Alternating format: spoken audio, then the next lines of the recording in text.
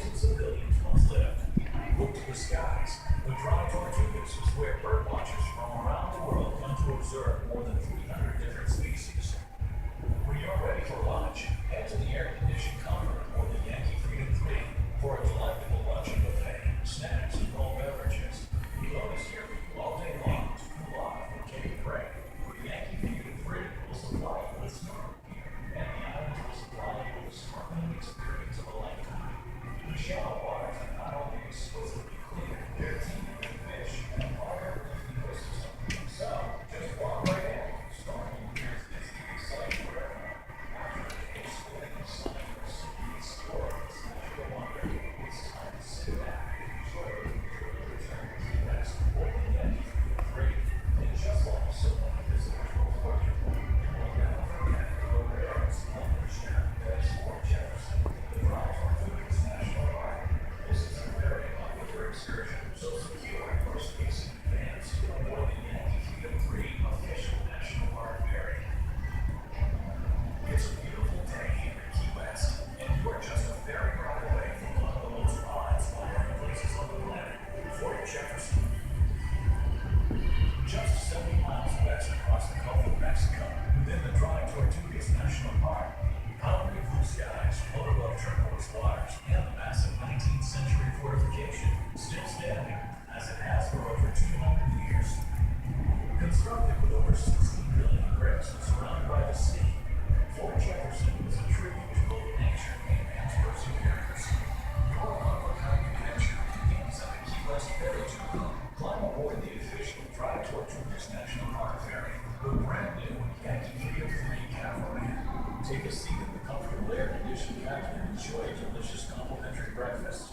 Relax as the Yankee Freedom 3 catamaran leads you to the Dry Tortugas. The ride is smooth and comfortable. Our 40 vessels, bathrooms, freshwater showers, and a nice view for everyone. If you roam on the Yankee in the fresh ocean breeze, you should keep your eye out for sea turtles, dolphins, and other marine wildlife.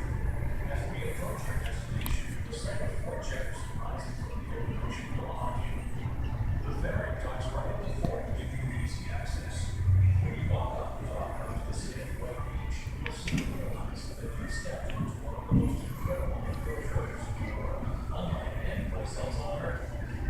Take a tour of the fort with our guides or on your own. The history of this fort is structural and sound. Stand inside the business at a large sandy lot, Fort Jefferson's most famous Indian, and walk inside the walls of a place where close to 2,000 people, including soldiers, prisoners, slaves, and civilians, once lived. Look to the skies. Dry Tortugas. Welcome to Fort Jefferson as it appeared in the late 1800s. The fort still stands on Garden Key in the Dry Tortugas National Park, 70 miles west-northwest of where you stand now. Intended to protect and control shipping through the narrow straits between Cuba and Florida Keys, the fort also served as an infamous Union Army prison, once known as America's Devil's Island. The first permanent structure in the Dry Tortugas was a lighthouse, shown here in white to indicate the structure no longer exists. Erected in 1825, it was one of a series of lights built along the Florida Keys to warn ships away from the world's third largest barrier reef. The light proved inadequate. Shipwrecks continued until 1856, when the much taller lighthouse on nearby Loggerhead Key went into service. The black steel harbor light on the fort wall was built in 1876, after the original was severely damaged by hurricanes. Construction of the fort began in 1847.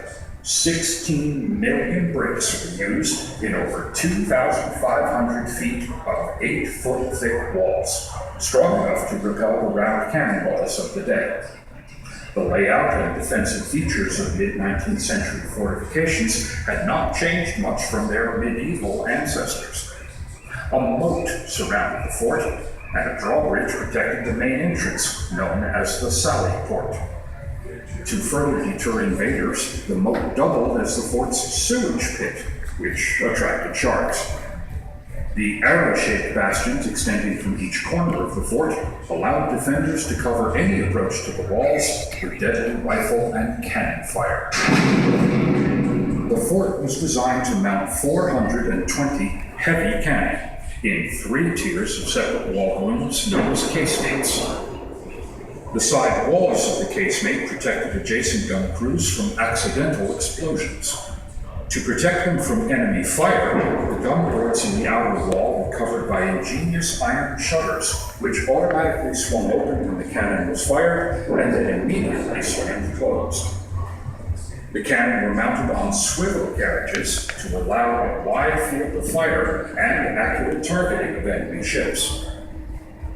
In hopes of setting enemy ships and sails aflame, a hot shot furnace was used to heat cannonballs. The balls were loaded in one end of the furnace and slowly rolled along rails above the fire, coming out the other end red hot. They were then carried to the cannon using iron tongs. The fort surrounds almost the entire island of Garden Key. The parade ground within the walls had to serve not only as the military training ground, but also the livestock pens, gardens, recreational space, and living quarters for the entire population of the fort, numbering at one time over 1,000 soldiers and more than 800 prisoners.